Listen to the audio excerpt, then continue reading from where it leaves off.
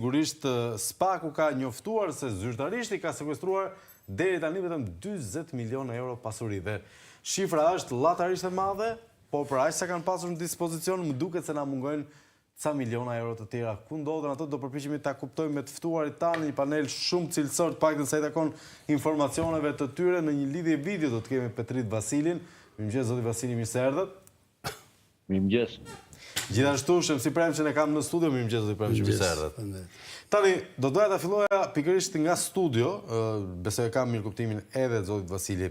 E para njerë, ka një paradoks të vogël edhe në ndjesitë e gazetarëve. Duket sikur po hetohet akshi, por s'po hetohet akshi. Duket sikur kryeministri e mbron Mirlinda Karçanajin, por nga ana tjetër duket sikur atë po bën kurban për të mbrojtur në fakt atë që ka ndodhur vërtet te akshi. Në vlerësim jeni ju? S'pari do thomi një fjali ku fillon fenomeni akshi. Fenomeni akshi është denoncuar që në kohë të pandemisë. Po. Ku i vetmi institucion kishte gjitha tendrat sekret. Dhe në atë kohë nuk kishte Gysa-Gasi pjesë e akshit. Nuk kishte futur pjesë e akshit. Atje vepronte familja Rama, Po. vepronte Baxhanaku, Po. dhe vepronte Ermal Beqiri, si truri i vjedhjes së fondeve, sepse ai në vetvete ishte pjesë e konkurimit dhe e hartimit të programeve, hartimit të softwareve, hardwareve, në dispozicion të institucioneve të ndryshme. Kjo u denoncua nga brenda akshit dhe në atë kohë asnjë nga mediat nuk i kushtoi shumë rëndësi. Ishin ca të larguar nga puna, të cilët folën në nxë, disa folën dhe publikisht, ndërkohë nuk u morë seriozisht as nga mediat, po nuk u morë seriozisht as nga organet e hetimit në Shqipëri.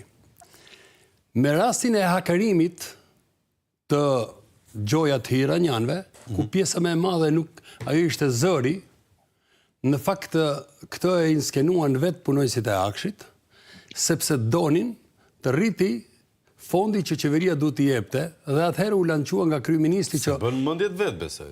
Dikush ka mësuar. Jo, ishte i dirigjuar. Po.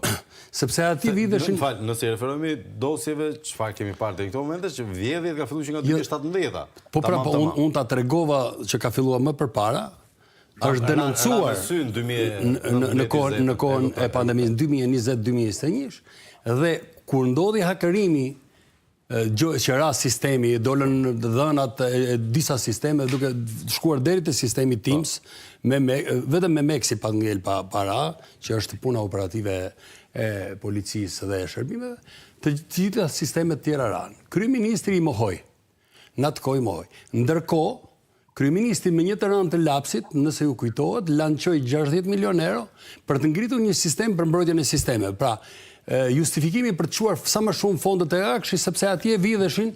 Atje kishin gjetë Daljen Kollaj. Po, Daljen Kollaj. Ky ishte.